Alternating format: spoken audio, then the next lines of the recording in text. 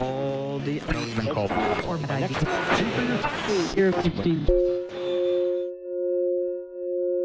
Take a guy like Keith Jarrett.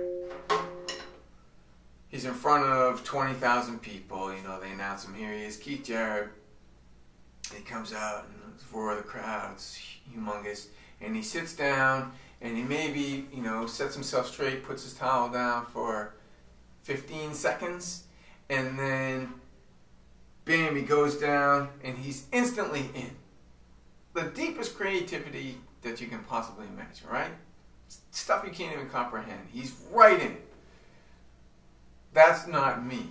I don't do that. I sit down and the first stuff I come up with is pretty dry and basic because like my front brain is still working. And you're thinking about stuff. So I play for a long period of time because I feel like you start on the surface and then as you play, you kind of go through the stuff you normally would play, maybe some licks and everything, and then you keep going and you keep going down because you get tired. You're not going to keep playing those same licks anymore. And then you stop paying attention. You're not so judgmental anymore because you're sick of listening to yourself. So maybe you start even thinking about something else. What are you going to have for lunch? And then it starts to become more creative. So you like dip into that zone.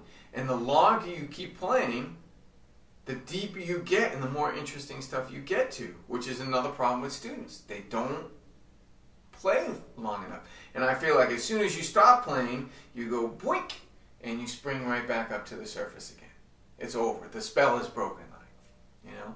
And it's almost like a restart, especially for younger students, where you start playing again, and then you are back on the surface. And so if you keep doing it, you're only kind of going down, and then you stop playing, you're back up to the surface. And you go down again, you keep stopping. So the longer, I think for any improv routine, any practice routine, the longer you go, the more creative it's going to become. The good stuff is always at the end. For mortal men and women, I think it takes a little bit of time to get down, which is why I play in the back room when we're doing Club Delft shows all the time.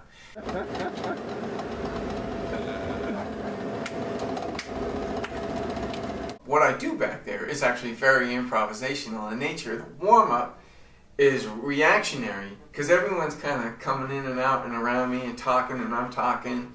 And what I play on the pad is a funny little flux of, it's a reaction almost to everything that's happening. Like Vicente comes in and sings, and so all of a sudden I'm clapping behind him, and then someone's talking about the Red Sox, and I get a little agitated, so all of a sudden I'm playing fast. You know, it's really funny. It's definitely a whole improv thing, so I'm kind of getting myself ready because in Club Delft, it starts from note one. There's no wind up to the punch. Like you have to be pretty close to in when that thing starts.